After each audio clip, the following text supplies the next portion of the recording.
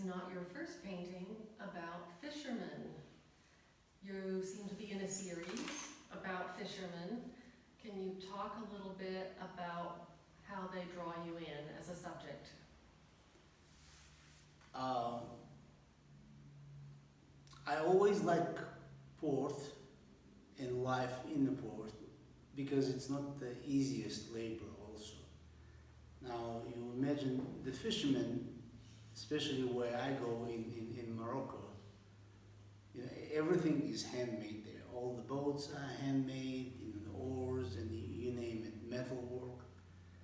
And I like to go to the port early in the morning or in the evening when they came back to see what they do at a particular time, how they collect nets, how they assemble them together, all those preparations. So all that hard labor, really, really a tough one, in the midst of this amazing beauty. Sometimes when you go in the morning, when water is almost still, the things which are moving, all those birds are flying around, but yet they don't distract the fishermen because they keep doing what they were doing. And I always admire that because they have their focus on their daily things and they do it day after day. And we go out and enjoy our food and everything, you know, the catch living, but how hard they work. And that's kind of my tribute to that type of life. You know, I want to say I do notice what you do. And I just love the faces, maybe a little bit off, symmetric, asymmetric, or whatever. The seagulls in your paintings, do you see them as decorative elements that allow you to pull an eye around the canvas, or as characters equal to the humans in the drama? I never thought about that. They are always there. Of course, they help me when I compose things. But it seems like the fishermen and them, they always live together. I even notice after the catch, they throw a few things to the birds to enjoy their life. So they seem like they're in good contact. Is there anything significant about the color scheme in this painting? Well, the boats of Essaouira, they're all blue, the variety on blue. A little bit of the green line or red, and they all beat up because they use them. And it helps me to compose, to frame things. Where I think about all the rhythms and then when I start to compose and then the spaces in between, how to do it uneven. So that's about that.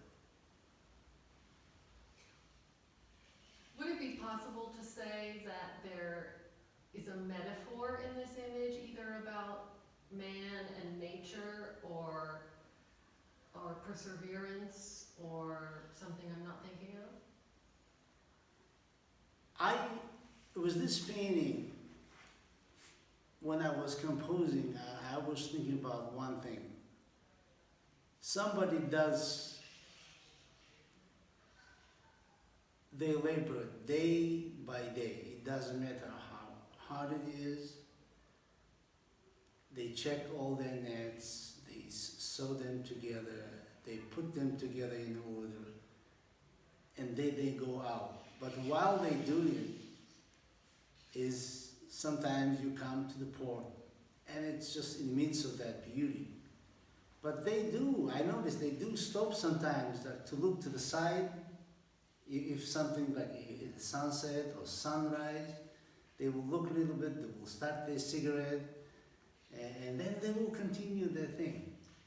So I'm just observer. I'm walking around enjoying myself, like collecting this material. Where they will just notice you, nod for you, the hello, and then they will continue with their life. And the main thing is what people do day by day. And it's beautiful the way when you look from the side, you think that things do continue. They continue. The sunrise or sunset, beautiful reflections in the sea. And then things do change, because I always like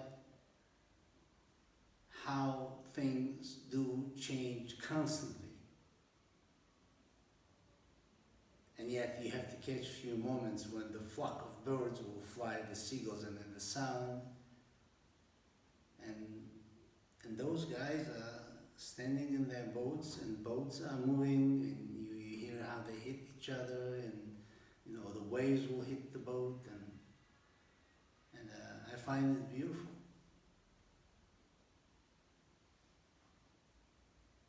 How do you approach a canvas this large? Well, I did it so many times.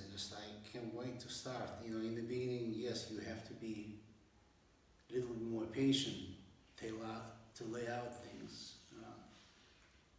But then I find my favorite spot and just start from there.